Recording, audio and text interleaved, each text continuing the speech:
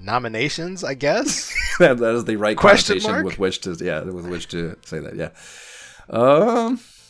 Give me yours first. I think I went first. I mean, okay. Here's my list. I say with air quotes. Streets of Rage 4 DLC. Number 2 is Alex Kidd in Shinobi World, and number 3 is eSWAT. That's all I got. Okay. The only one of those that is actually eligible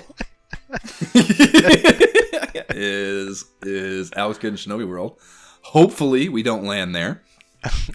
Okay.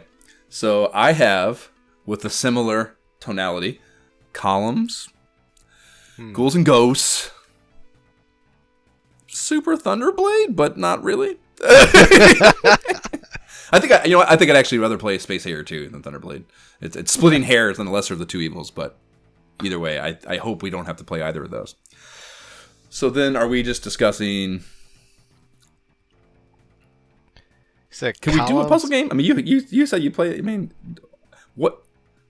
I mean, that's a Pack Attack sounds like a far better game, honestly. A far better Tetris-y similar game. Okay. No, I'm thinking Ghouls and Ghosts could be interesting.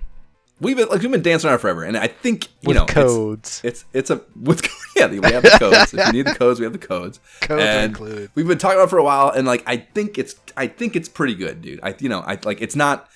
It may be hard. It's fucking of that lineage of games that they all have a little bit of reputation for difficulty, but I think at its core, it's a good game. There's enough there where you're not going to spend the whole time fucking just what the fuck is this shit? Even with the first one on NES, which is just the most rat bastard video game ever, from just a kind of a fuck you to the player thing. It's still not a fucking dumpster fire throughout. But we're talking the Master System version. No, this is Genesis. Okay, I was like, wait a minute. Yeah. What are we? Dude, let's clarify our conversion to American systems. It looks beautiful. It's a beautiful looking game. There's tons of cool art. It'll be, like I said, that first level. There's a million things in it that are interesting to look at that I think we'll dig. So, I mean, Column seems far less stressful, but also far less interesting. I don't know.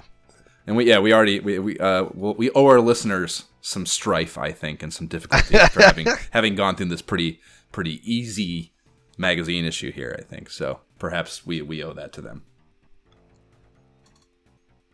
All right, I'm fine. I'm good with Ghouls and Ghosts on the Sega Genesis. Ghouls and Ghosts on the Sega Genesis it is.